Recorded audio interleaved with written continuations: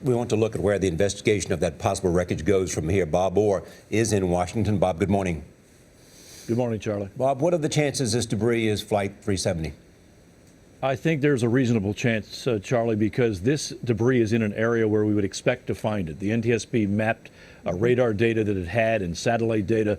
They had projected flight paths. This would be at the extreme southern end of the southern projected flight arc. So the one positive sign that we can say so far without actually seeing this debris and physically retrieving it is that it's in an area we would expect to find it. So that gives me some optimism. And Bob, added to that, the satellite imagery also suggests that one of those objects spotted was almost 80 feet in length.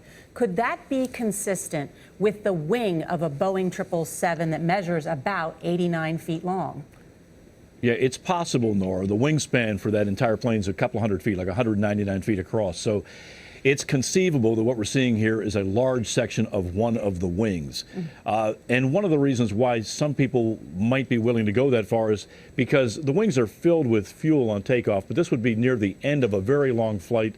Those tanks would be empty, so it's conceivable that some panel from a large structure like a wing could be floating. But if that's true, and we don't want to get too far ahead of ourselves because nothing has yet been identified as part of this plane, if that's true, it might also tell investigators something about the way the plane hit the water and the way it broke up. But that's a little bit in the realm of speculation. Suggesting that if, in fact, it was that long, it might have been a kind of a landing they came in rather than a deep dive. Yeah, it's possible, Charlie. I mean, this is something we're going to have to look at after we verify it's part of the airplane.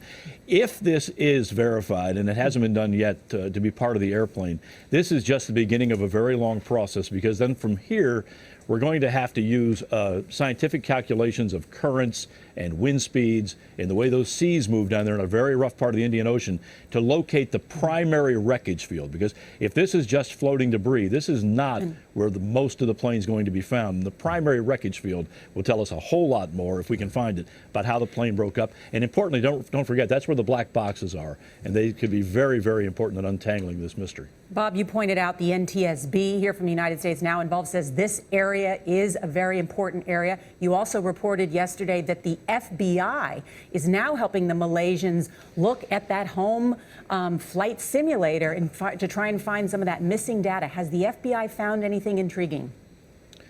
So far as I know, they have not, Nora. What they're doing is they're going through that simulator and also the computers of both of the pilots, the captain seen here and also the first officer, to determine whether they can find anything that hints at motive or pre-planning. They're really interested in the simulator because about a month before the flight, I should say, some files were deleted. Now that seems maybe suspicious, but we all have computers and we have memory problems and you have to dump data to clear up space. So it could be an innocent explanation, but absent physical evidence, and so far we still don't have any physical evidence, they're going through the forensic side of this, looking for motivations and clues. All right, Bob Orr, thank you so much.